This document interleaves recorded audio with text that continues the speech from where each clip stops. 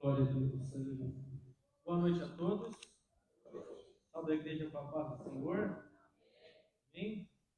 Quem veio na quinta retrasada? Quem? Você veio, você ouviu, você vai ouvir de novo.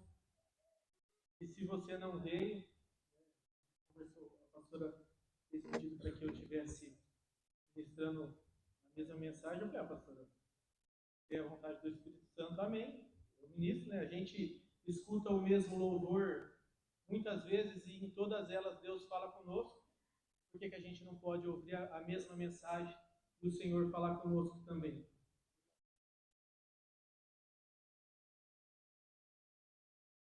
Billy Graham disse uma vez que o sermão dele ficou bom depois que ele pregou ele 100 vezes.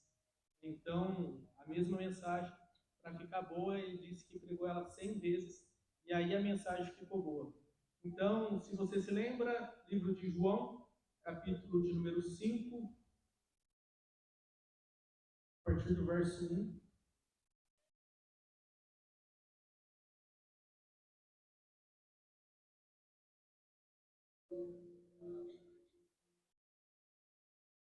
Os irmãos que ouviram sabem, os que não ouviram não é muito doce,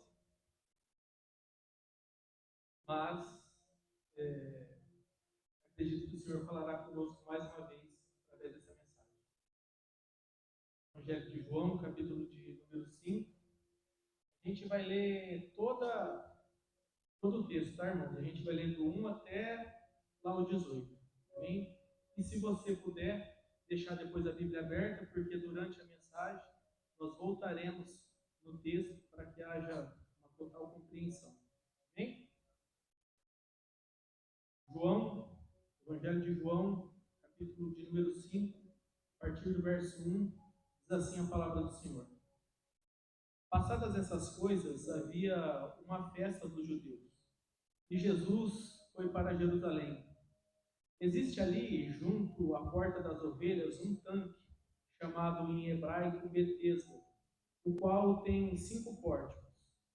Nestes jazia uma multidão de enfermos, cegos, coxos e paralíticos, esperando que a água se movesse, porque um anjo descia de tempos em tempos agitando-a.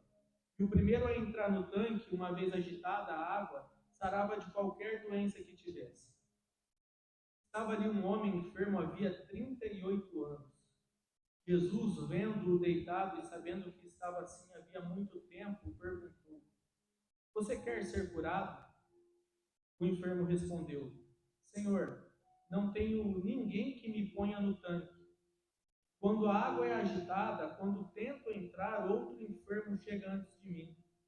Então Jesus lhe disse: Levanta-te, pega o seu leito e anda. Imediatamente se viu curado e, pegando o leito, começou a andar. E aquele dia era sábado.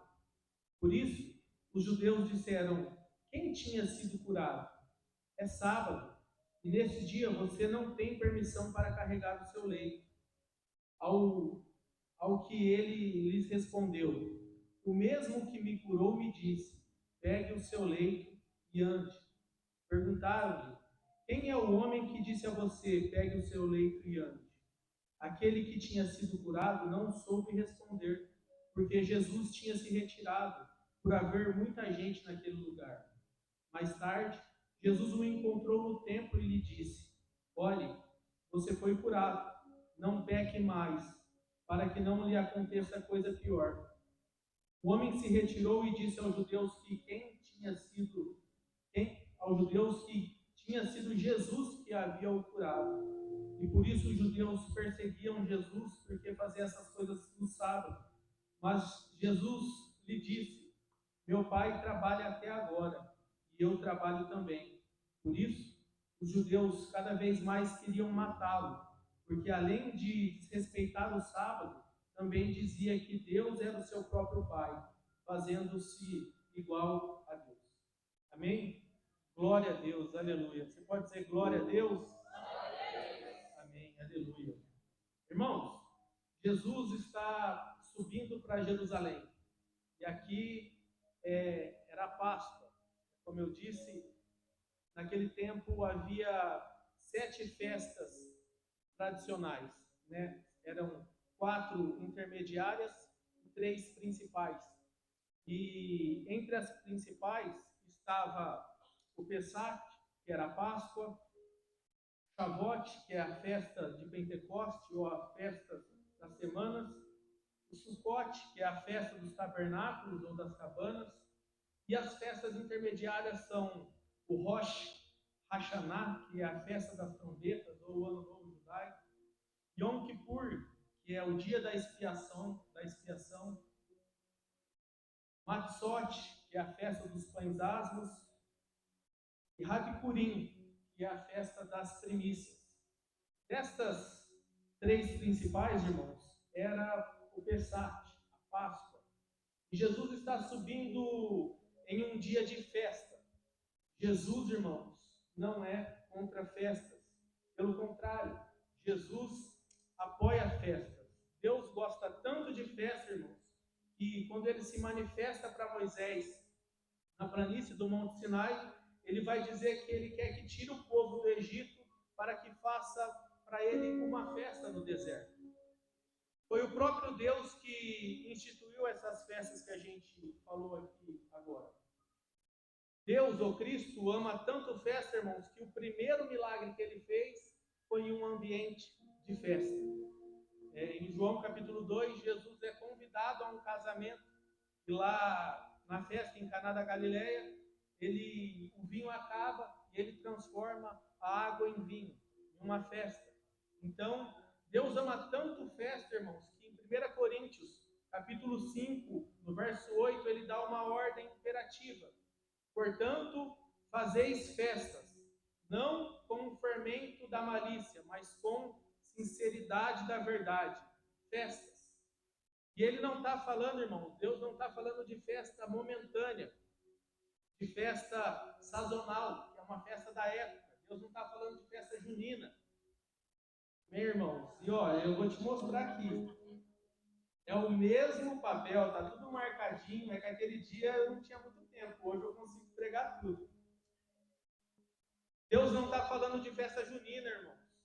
A gente, infelizmente, ainda vê nesse tempo de hoje, muitos cristãos comemorando festas pagãs, comemorando festas destinadas a ídolos. Né? Ontem mesmo eu vi o status e as pessoas até mesmo postam em seu status lá, com a fogueira acesa e viva João, viva Antônio. Quer dizer, não é desse tipo de festa que a gente está falando, não é essas festas sentimentais.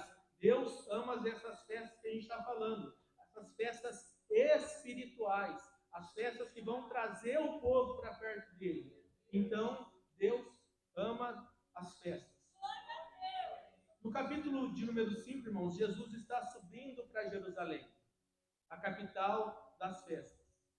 E a Bíblia diz que perto da Porta das Ovelhas, perto das portas de Jerusalém, quando foi reconstruída, como a pastora disse, no livro de Neemias, a primeira porta era a porta do gado, a porta das ovelhas. E por que ela tem esse nome? Ela tem esse nome, irmãos, porque essa era a porta que passava os animais que iam ser sacrificados como sacrifícios cerimoniais no altar. Perto dessa porta que passava os animais, tinha um tanque, chamado em hebreu Betesda. Betesda quer dizer lugar de derramamento, lugar de misericórdia e lugar da graça.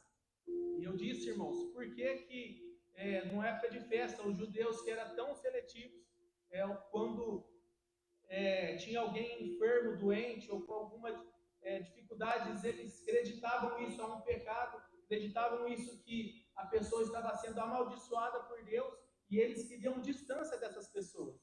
Mas, talvez na principal festa do povo, na primeira porta tinha vários desses enfermos. E é exatamente por esse nome, era o tanque da misericórdia, um lugar de graça. Então, para mostrar que eles eram misericordiosos, eles deixavam esses enfermos, coxos, paralíticos, cegos, ali nesse tanque. Por acreditavam que eles estavam sendo misericordiosos com aqueles doentes que estavam ali, mesmo talvez estando em pecado, mesmo talvez estando debaixo da maldição de Deus. Eles acreditavam que deixando ali eles estariam sendo misericordiosos. Então, quando o anjo viesse e lançasse as águas, alguém poderia ser curado.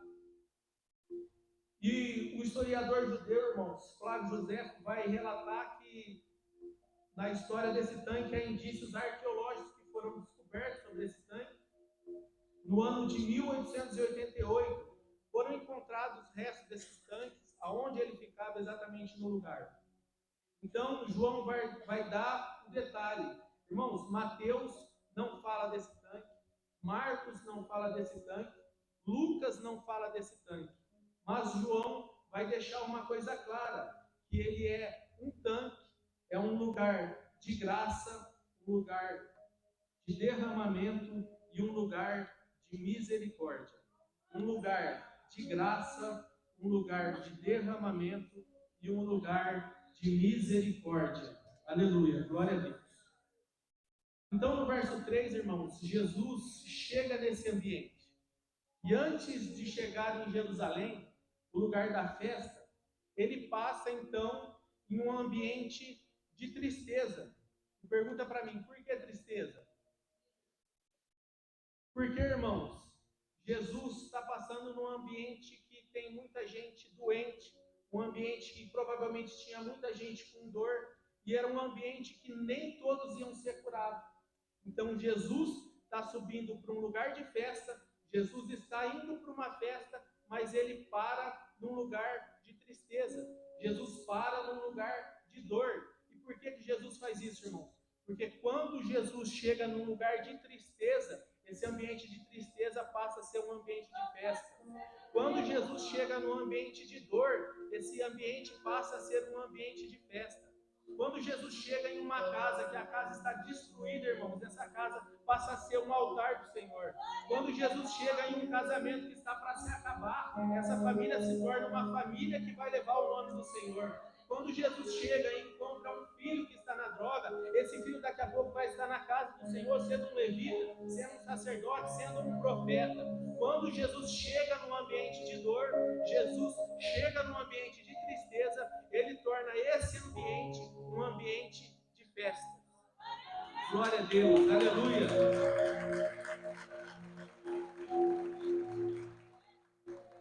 Então, logo no capítulo 3 aqui, irmãos, tem 3 lições muito claras que a gente pode tirar.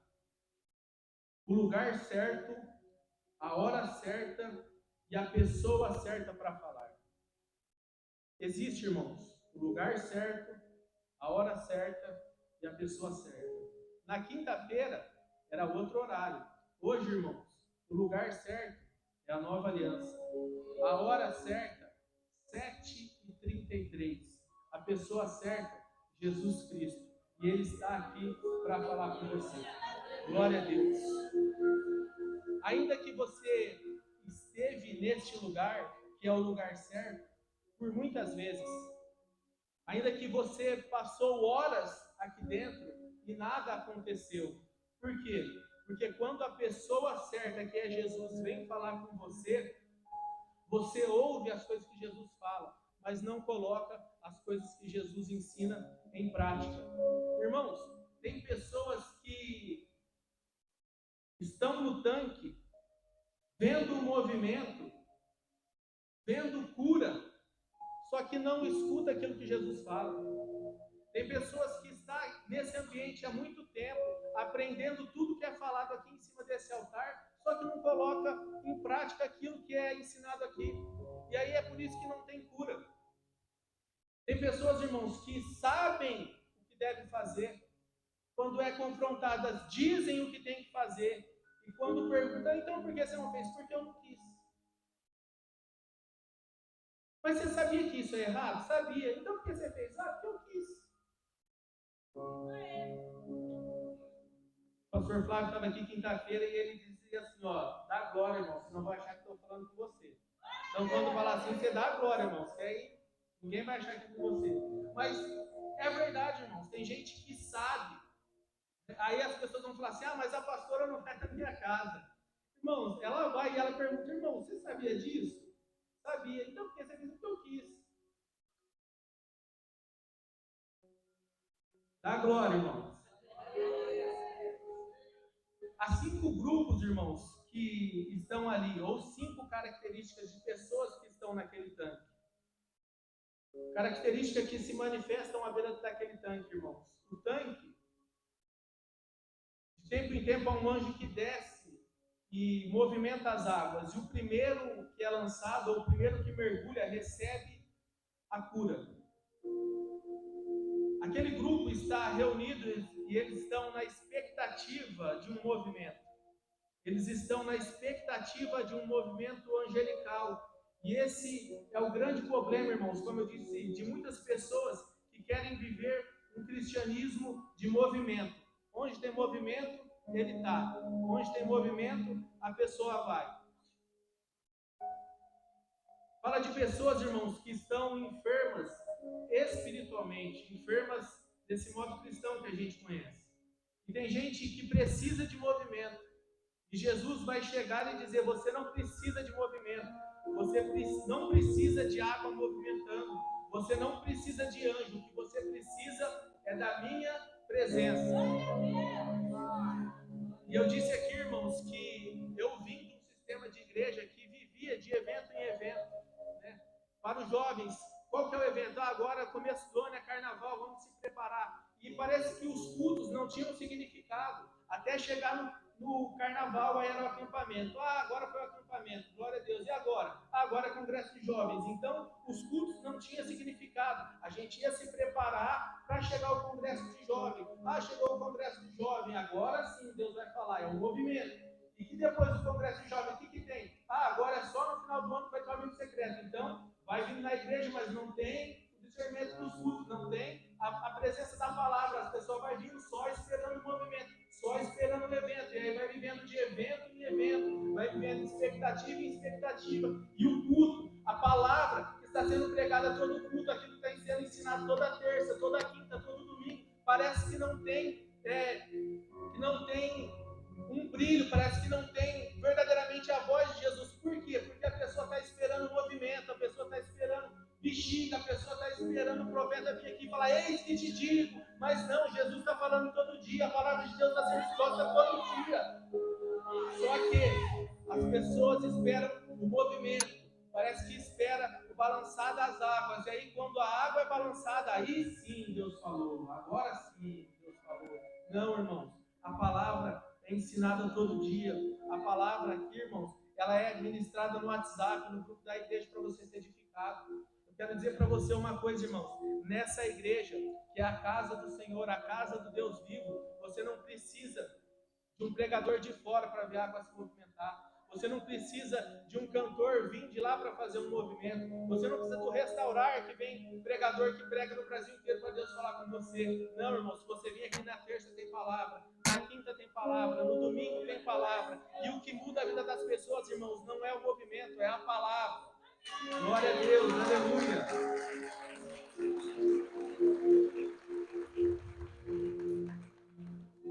Glória a Deus. Irmãos, se você vem no culto terça, quinta e domingo, você não vai ter necessidade de ir em outro culto ou em outras denominações, em movimentos, em eventos. Evandro, quer dizer que você é contra as pessoas em outra igreja, irmãos? Não, muito pelo contrário. Só que eu não consigo entender a necessidade que as pessoas têm de ir em um monte de movimento e não vem nos cultos da sua própria igreja. Aí come de tudo que não presta. Aí chega aqui com dor de barriga e é a igreja que vai cuidar de você. Vai no movimento que faz regressão. Vai no movimento que traz revelação. Vai no movimento que tem a chave na mão. Vai em outro que traz a bênção em 5 dias, irmão. Aí volta com a vida destruída para a igreja. E a igreja vai cuidar de você, irmão, através da palavra. É a palavra, irmãos, não é o movimento. É a palavra que muda. Porque aquele que balança as águas, irmãos, ele não vai cuidar do seu problema. Quem balança a água e faz o movimento não vai cuidar da sua alma. Quem balança a água não vai cuidar da sua espiritualidade. Tem gente, irmãos, que é caça-movimento. Tem uma irmã da revelação lá na esquina que ela está revelando tudo, a pessoa vai lá. Tem uma revelação no monte, a pessoa vai lá. Está tendo a campanha, eu vou lá. Irmãos, estou vendo um vídeo e falou, a pessoa vai lá no movimento. Tem gente que está com a vida bagunçada, irmãos, mas está querendo ver o movimento. E tem uma coisa que eu marquei aqui, irmãos, que eu preciso dizer. Tem gente que está com a vida bagunçada e com a casa bagunçada e está querendo mostrar o caminho para as outras pessoas. E o mais difícil disso é que tem gente que acredita nessas outras pessoas. E eu lembrei de uma coisa que o pastor Iractan, quando veio aqui, pregou. Não sei se você vai lembrar, mas é uma coisa que você pode guardar. Se você não lembra, você vai lembrar agora. Ele falou de Jesus gostava de ir na casa de Lázaro. Tinha Marta e Maria. Alguém lembra o que ele disse sobre isso? Ele foi dizer por que Jesus gostava de ir na casa de Lázaro. E ele deu 3 tópicos, que tinha 3 coisas naquela casa. Jesus era amigo de Lázaro, então ali tinha uma boa conversa. Ali tinha Marta, que trabalhava, então a casa era sempre arrumada. E ali tinha Maria, que adorava Jesus, que se lançava aos pés de Jesus. Então, dentro de uma casa, para Jesus gostar dessa casa, tem que ter uma boa conversa, tem que ter adoração e tem que ter casa arrumada.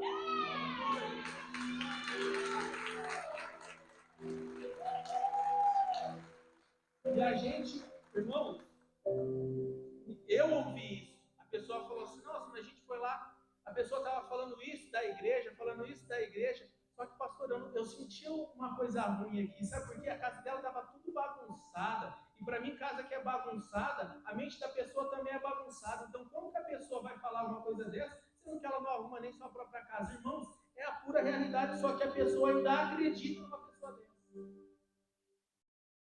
A pessoa ainda dá crédito para uma pessoa dessa. Então diga comigo, tem muitas pessoas que vivem atrás de movimento, mas eu vivo atrás da palavra. Glória a Deus. Irmãos, tem pastores que saem da sua cidade e vai para outros estados, outros países, para ver se vê algum movimento que faz a igreja crescer. Irmãos, a igreja cresce se a igreja se submete à palavra, se a igreja expõe a palavra. Evandro, se a gente fazer G12, a igreja cresce. Se fazer M12, a igreja cresce. Se fazer isso, a igreja cresce. Irmãos, a igreja cresce quando é pregado a palavra. O grupo de jovens, se depois do culto tiver uma balada, o grupo de jovens cresce.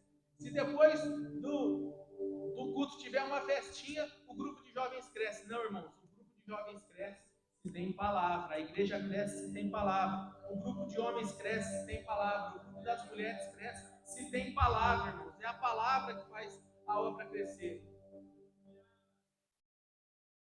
Eu já arrumei confusão, irmãos, quando eu era líder de jovens, porque eu queria que os jovens estivessem na igreja. Eu falava, se não viesse na igreja, eu ia perder ponto. Por quê? Porque eu queria que eles ouvissem a palavra. É uma coisa que depois que eu entendi, irmãos, o que esse livro tem o poder de fazer, às vezes a pastora fala que a gente quer entrar dentro da cabeça da pessoa para querer inculcar isso lá, mas a gente não consegue fazer isso. Só que o Espírito Santo consegue fazer isso. E onde o Espírito Santo se manifesta e convence as pessoas? Na igreja, ouvindo a palavra. Então, quando alguém, irmãos, brigar com você ou insistir com você que você tem que estar na igreja, não fique com raiva dele, muito pelo contrário, agradeça. Por quê? Porque ele está querendo que você consiga uma mudança verdadeira que só a palavra, irmãos, pode trazer para a sua vida. Glória a Deus, aleluia. Glória a Deus. Glória a Deus. E esse homem, irmãos, esse povo está reunido porque dependem de alguém para movimentar as águas. Então, eu marquei aqui 5 grupos que tem no tanque, né? E o primeiro grupo que eu marquei, irmãos, é o grupo dos egoístas. Capítulo 5, verso 4. Acompanhe o texto comigo, irmãos, porque onde tem barulho não tem texto, onde tem movimento não tem exposição da palavra. Tem gente rodando, irmãos, mas não tem palavra.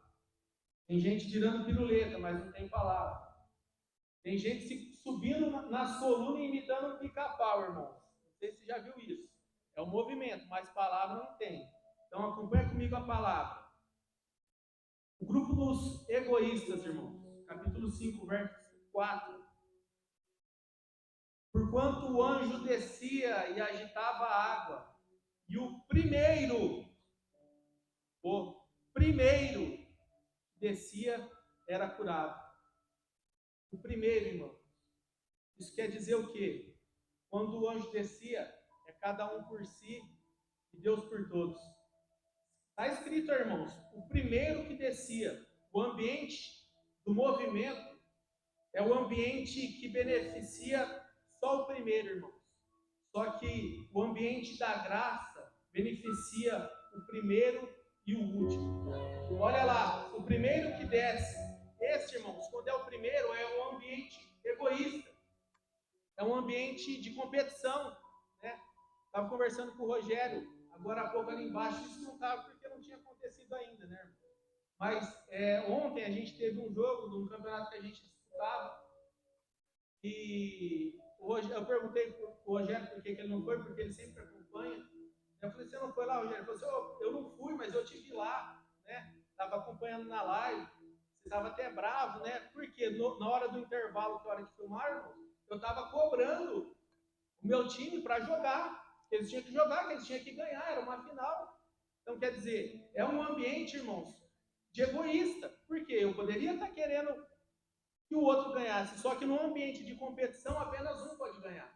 E esse era o ambiente do tanque, um ambiente de competição, um ambiente onde o primeiro que descesse ganhava, só que os outros. Imagina, Ney, você lá no octógono querendo que seu adversário ganhe.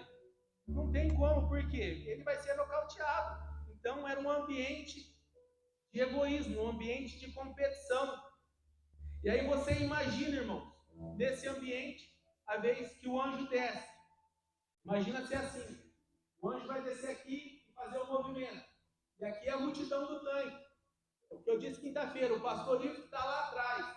Por mais que ele é meninão, está correndo aí, está se destacando, com o ambiente de pessoas, até ele sair de lá atrás para chegar aqui na frente, ele não ia, gente, me dá licença, agora é minha vez, eu estou passando. Não, irmãos, virava um tumulto, virava um alvoroço. É um puxando um acotovelando o outro, um querendo chegar primeiro, porque é um ambiente que só um ganha. É um ambiente que o cego vai esbarrando, talvez o coxo já puxa o pé dele, o aleijado vai mancando, porque é quem chega primeiro, irmãos. O ambiente do tanque é um ambiente de egoístas. É um ambiente que só um ganha, que só um é beneficiado.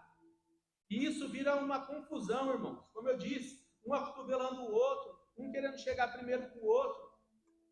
É um ambiente egoísta.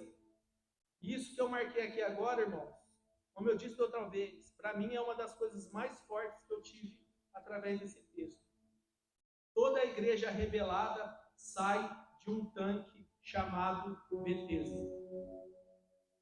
Igreja rebelada sai de um culto em Betesda.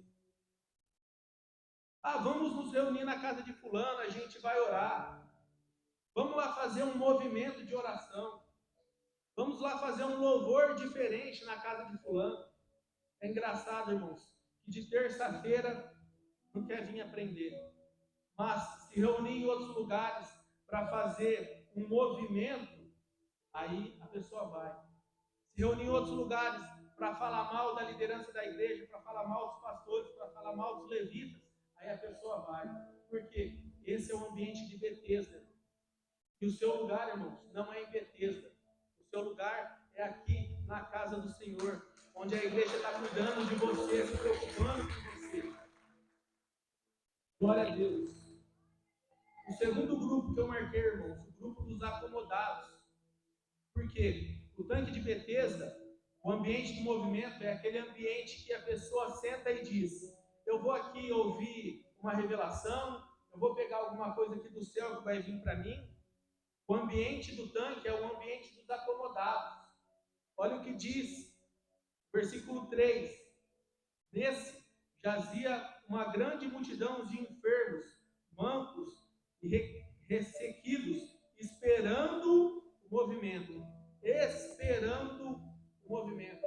Esperando. Os acomodados não fazem, irmãos. Os acomodados esperam. Os acomodados não constroem. Os acomodados esperam alguém construir para eles. Os acomodados não têm capacidade de se levantar. Os acomodados sentam e esperam que Deus ou Jesus vai fazer alguma coisa. Só que Jesus está dizendo: sai do tanque de Betesda, sai do comodismo, deixa de ser acomodado, porque Deus tem grandes coisas para você, irmãos. Eu dei o exemplo do emprego.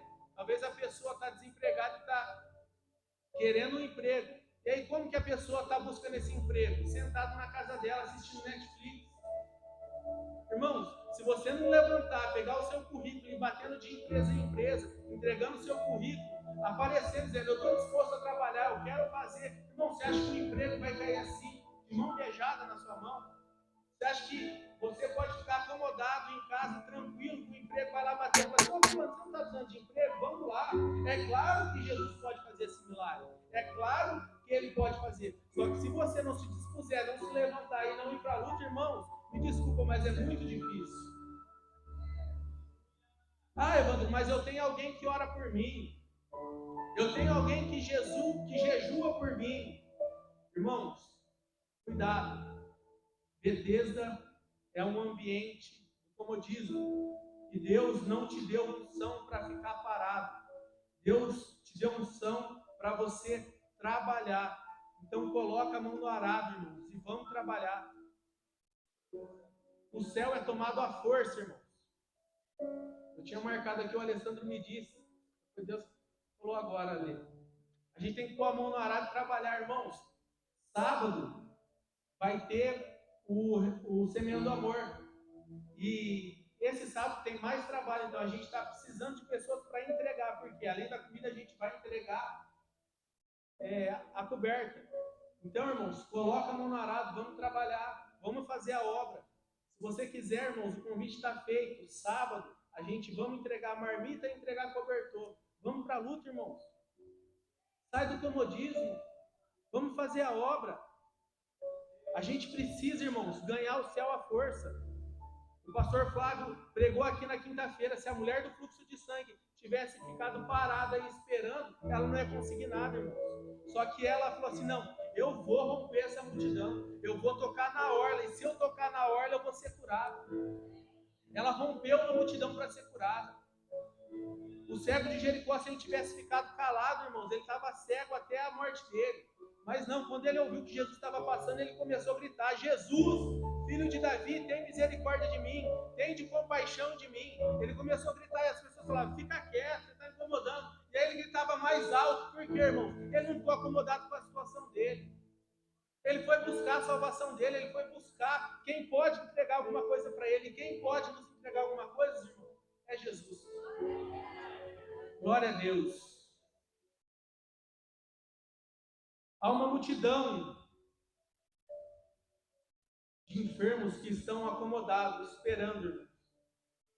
Eu não sei qual era o tempo, o texto não diz. Podia ser uma vez no dia quando vinha, podia ser uma vez por semana, podia ser uma vez por mês, e podia ser uma vez por ano. Mas essa classe de pessoas está lá esperando. E eles sabem, irmãos, que nem todo mundo vai ser curado. Só que eles continuam lá esperando. E aí eu te pergunto, irmãos, será que essa era a única alternativa que eles tinham? Será que eles não perceberam que isso, irmãos, que aquele tanque era um ambiente de egoísmo? Será que eles não perceberam que só é beneficiado quem vai primeiro? As pessoas estavam paralisadas na comodidade, dizendo assim: não, qualquer dia minha hora chega, qualquer dia eu vou chegar lá, irmãos. Não vai. Glória a Deus, aleluia. Tem gente, irmãos, que continua fazendo sempre as mesmas coisas, esperando ter resultado diferente. Não tem como, irmão. Se você faz sempre as mesmas coisas, serão sempre os mesmos resultados. Se você faz sempre a mesma coisa, se você cai sempre na mesma coisa, você vai continuar caindo. Se você não buscar mudança, se você não buscar uma outra alternativa, se você não fazer diferente do que você... Ah, mas isso está dando errado.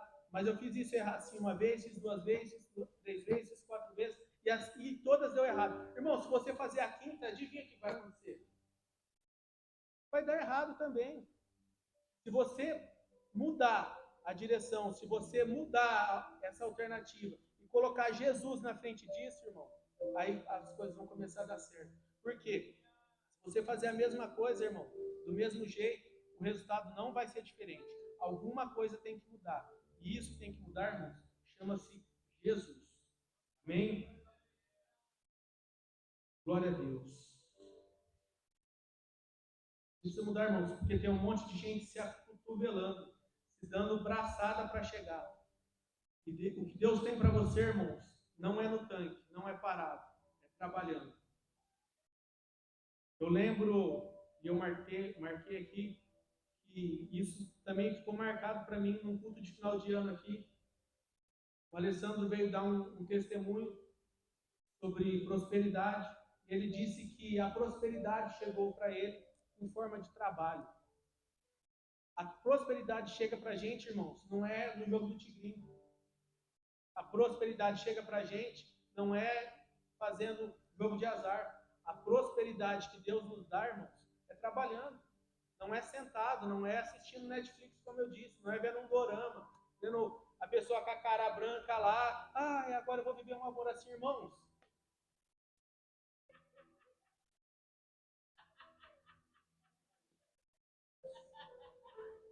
A pessoa assiste dorama, vendo o japonesinho lá, todo bonitinho, fazendo as coisas, aí chega o marido que trabalhou o dia inteiro, vai falar assim: ah, mas você não faz isso para mim.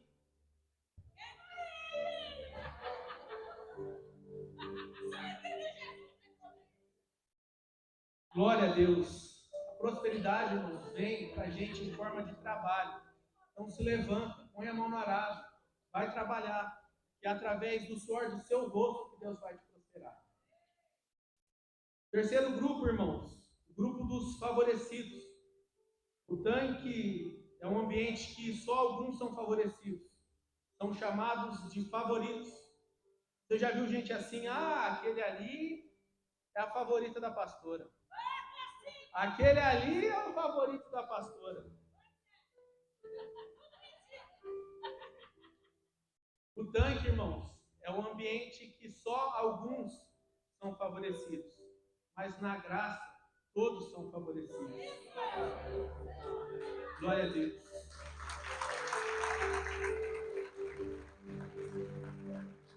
Capítulo 5, verso 7, olha o que o texto diz. Estava ali um homem que estava ali há 38 anos, enfermo.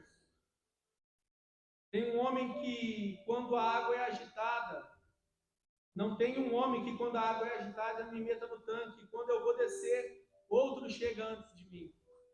Havia um grupo de pessoas, irmãos, que, segundo os textos, que tinham enfermos que tinham dinheiro, que tinham condições financeiras.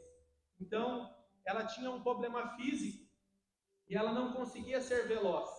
Então, ela fazia o quê? Ela pagava servos para que pudesse pegar ele no colo e levasse ele apressadamente. Então, esse grupo era chamado de grupo favorecido. Já os pobres, no caso desse homem que estava lá há 38 anos, ele não tinha ninguém que levava ele. Então, se ele é coxo, ele vai ter que ir se arrastando. Ele não tem cadeira de roda. Então, Enquanto tem alguns que estão sendo levados no colo, tem outros que se arrastam. E aí eles são favorecidos. Por quê? Porque eles pagavam para ser favorecidos. Já este homem, irmãos, ele não tinha recurso para estar nesse grupo. Então ele tem que se arrastar. Só que Jesus, irmãos, não aparece para o grupo que tem dinheiro. Jesus vai aparecer para quem? Ah, Evandro, então você está dizendo que eu não posso ter dinheiro? Não, irmão, se você fique milionário, mas se você não deixa de ser crente por isso. Só que o texto está dizendo que tem gente que pega outra pessoa, só que Jesus vai dar prioridade para quem estava se rastejando. Não queira, irmão, que alguém, ou um pastor, ou alguém que você conheça, venha e te carregue no colo. Não ponha a culpa da sua salvação ou a culpa da sua enfermidade em alguém que não está te carregando. Não ponha a culpa do seu problema, da sua enfermidade ou de qualquer outra coisa, dizendo que você só está assim porque a pastora não foi na sua casa. Ai, mas se alguém tivesse vindo aqui, me pegado e me levado para o culto, eu não estava assim. Irmão, se for preciso, vá rastejando, porque a Bíblia diz que é naquele que estava se rastejando há 38 anos, tentando, que Jesus encontrou ele, e Jesus foi perguntar para ele: você quer ser curado? Não é para o que estava sendo carregado, é para aquele que estava se rastejando. É para ele que Jesus foi aparecer. Então, às vezes, você está dizendo: ah, mas se alguém me levasse, se alguém fizesse, se alguém. Não, irmãos, é você. Se esforce. Ah, eu não consigo andar, Evandro. Vai rastejando, mas vai. Não deixe de ir, não deixe de tentar, não deixe de buscar. Glória a Deus, aleluia. O quarto grupo, irmãos, são o grupo dos frustrados. Verso 7. E o enfermo responde e disse: Senhor, não tem um homem algum que, quando a água é agitada, me põe no tanque, mas quando eu vou, algum desse entra antes de mim. Irmãos, ele é frustrado. Quer dizer, ele está dizendo: toda vez que eu tentei, alguém vai antes de mim. Por quê? O ambiente do tanque, o ambiente de Betesda, é um ambiente que, ao invés de você se vitaminar, se você se fortalecer, é um ambiente que muitas vezes você vai sair frustrado. Porque você diz: eu faço tanto e nunca chego, eu faço tanto e não consigo. Mas a resposta está no texto mesmo, porque às vezes a gente não consegue, porque a gente está esperando e dependendo de homens. Ele estava esperando em homens. Isso está claro, irmão, no texto. Ele está dizendo: ó, eu estou há 38 anos aqui e estou esperando que alguém me leve para o tanque. Está no texto, irmãos. O enfermo respondeu: não tem homem.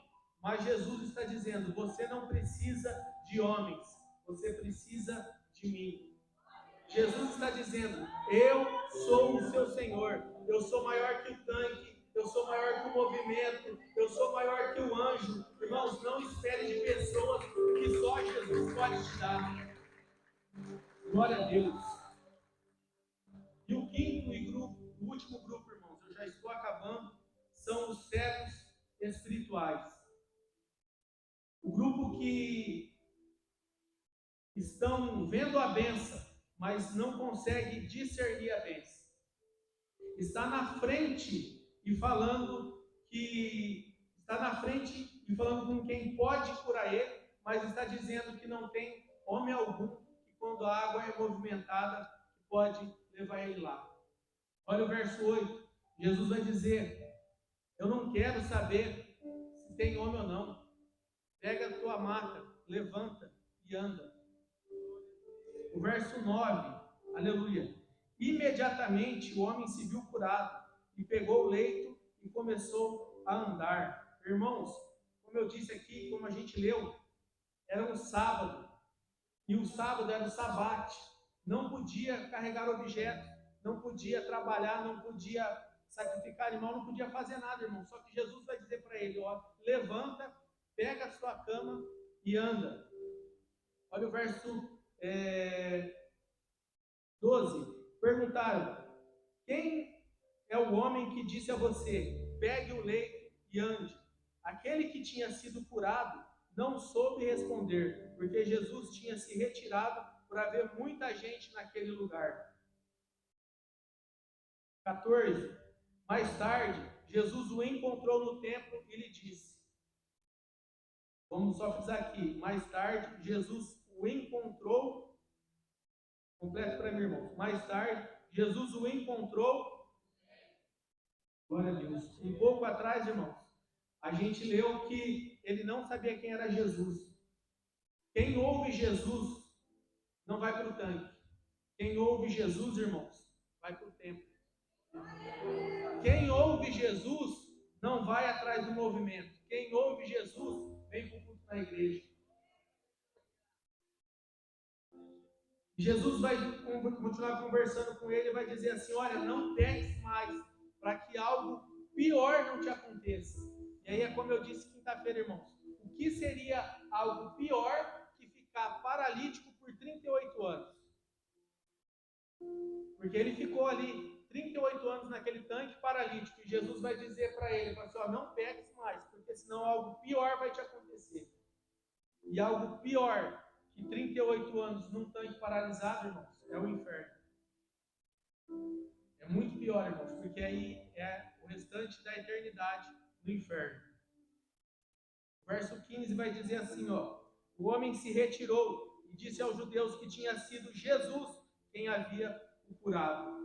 Irmãos, quem vai no movimento até recebe o milagre, mas não sabe quem fez. Quem vai no templo reconhece e sai falando de Jesus. Se coloca de pé.